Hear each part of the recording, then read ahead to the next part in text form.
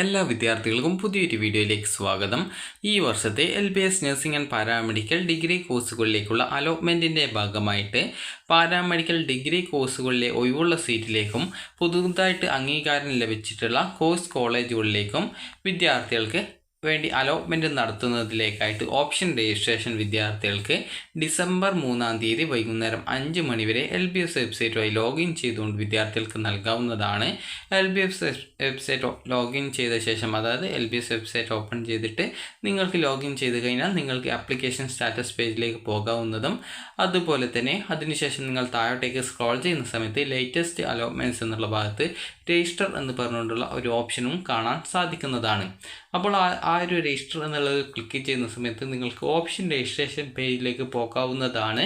അപ്പോൾ അവിടെ നിങ്ങൾക്ക് നഴ്സിംഗ് ഓപ്ഷൻ കൂടി കാണാം. നിങ്ങൾക്ക് വേണമെങ്കിൽ അത് ഓപ്ഷൻസ് ആയിട്ട് ആഡ് ചെയ്ത് കൊടുക്കാം. അതുപോലെ തന്നെ പാരാമെഡിക്കൽ ഡിഗ്രി കോഴ്സുകൾ കൂടി ഓപ്ഷൻസ് ആയിട്ട് ഉൾപ്പെടുത്തുക. കാരണം ഈ ഒരു അലോട്ട്മെൻറ്റിൽ പാരാമെഡിക്കൽ ഡിഗ്രി കോഴ്സുകളിലേക്ക് മാത്രം എന്നുള്ളത് പ്രത്യേകം സൂചിപ്പിച്ചിട്ടുള്ളത് കൊണ്ട് തന്നെ പാരാമെഡിക്കൽ ഡിഗ്രി കോഴ്സ് ഓപ്ഷനുകൾ ഉൾപ്പെടുത്തുന്നതിനായിട്ട് ശ്രദ്ധിക്കുക. അതായത് അലോട്ട്മെൻറ്റ് ലഭിച്ചു കഴിഞ്ഞാൽ നിങ്ങൾ അഡ്മിഷൻ നേടുമെന്ന് ഉറപ്പുള്ള ഏതൊരു കോളേജും കോഴ്സുകളും വിദ്യാർത്ഥികൾക്ക് ഓപ്ഷൻസ് ആയിട്ട് ഉൾപ്പെടുത്താവുന്നതാണ്. അപ്പോൾ ഇങ്ങനെ നിങ്ങൾക്ക് ഈ ഒരു ഡിസംബർ 3-ാം തീയതി വൈകുന്നേരം 5 മണി വരെയാണ് ഓപ്ഷൻ നൽകാൻ സാധിക്കുക. അതിനുശേഷം നിങ്ങൾക്ക് ഡിസംബർ 4-ാം തീയതിയാണ് ഈ ഒരു അലോട്ട്മെൻറ്റ് പ്രസിദ്ധീകരിക്കുന്നത്.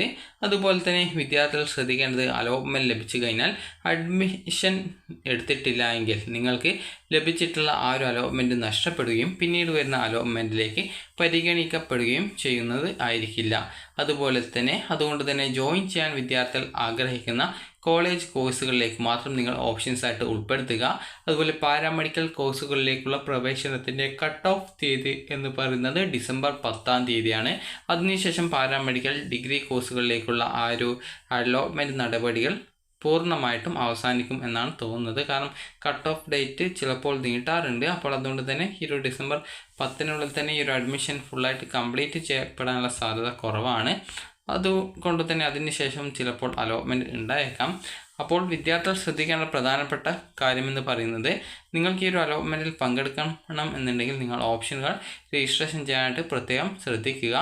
അതുപോലെ തന്നെ വിദ്യാർത്ഥികൾക്ക് താല്പര്യമുള്ള കോളേജുകളായിരിക്കണം. അതുപോലെ തന്നെ അലോട്ട്മെൻറ്റ് ലഭിച്ചു കഴിഞ്ഞാൽ നിങ്ങൾ അഡ്മിഷൻ നേടുമെന്നുറപ്പുള്ള കോളേജുകളായിരിക്കണം ഓപ്ഷൻസ് ആയിട്ട് നൽകേണ്ടത്.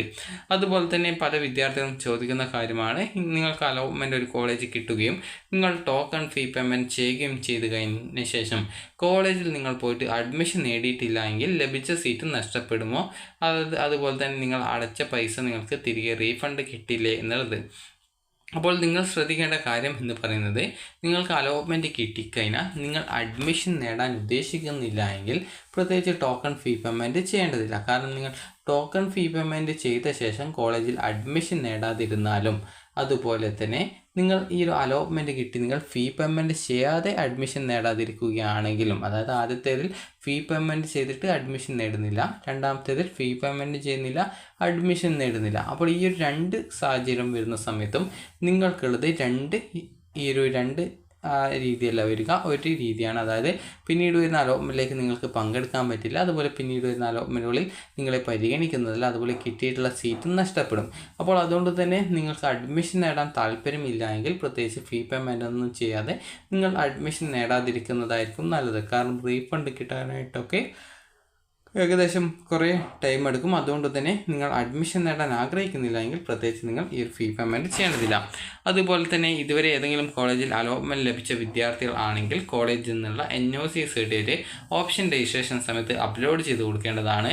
അലോട്ട്മെൻറ്റ് ലഭിക്കുന്ന വിദ്യാർത്ഥികൾ ഡിസംബർ 6-ാം തീയതി വൈകുന്നേരം 4 മണിക്കുള്ളിൽ തന്നെ അലോട്ട്മെൻറ്റ് ലഭിച്ച കോളേജിൽ പോയിട്ട് അഡ്മിഷൻ നേടേണ്ടതാണ്.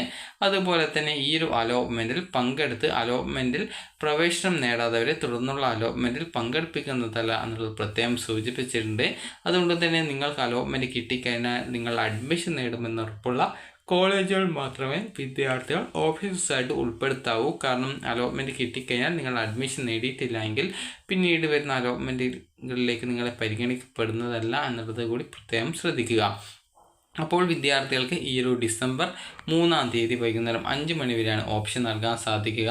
അതിനുശേഷം ഡിസംബർ 4-ാം തീയതി ഒരു അലോട്ട്മെൻറ്റ് പ്രസിദ്ധീകരിക്കുകയും അതിനുശേഷം ഡിസംബർ 5-ാം തീയതി 6-ാം തീയതിക്കുള്ളിൽ വിദ്യാർത്ഥികൾ പോയിട്ട് അലോട്ട്മെൻറ്റ് ലഭിച്ച കോളേജിൽ ഫീസ് അടച്ച് അഡ്മിഷൻ നേടുകയും ചെയ്യുകയാണ് ചെയ്യേണ്ടത്. നിലവിൽ ഏതെങ്കിലും കോളേജിൽ ജോയിൻ ചെയ്തിട്ടുള്ള വിദ്യാർത്ഥികൾ NOC സർട്ടിഫിക്കറ്റ് അപ്ലോഡ് ചെയ്യേണ്ടതാണ്. എവിടെയും ജോയിൻ ചെയ്യാതെ, അതായത് എവിടെയും അലോട്ട്മെൻറ്റ് കിട്ടാത്ത വിദ്യാർത്ഥികൾ പ്രത്യേകിച്ച് ഈ ഒരു NOC സർട്ടിഫിക്കറ്റ് അപ്ലോഡ് ചെയ്യേണ്ടതിൽ അവർ സാധാരണ ഓപ്ഷൻ നൽകുന്ന രീതിയിൽ നിങ്ങൾക്ക് അലോട്ട്മെൻറ്റ് ലഭിച്ചാൽ അഡ്മിഷൻ നേടാൻ ഉദ്ദേശിക്കുന്ന ഏതൊരു കോളേജും കോഴ്സുകളും നിങ്ങൾക്ക് നൽകാവുന്നതാണ്.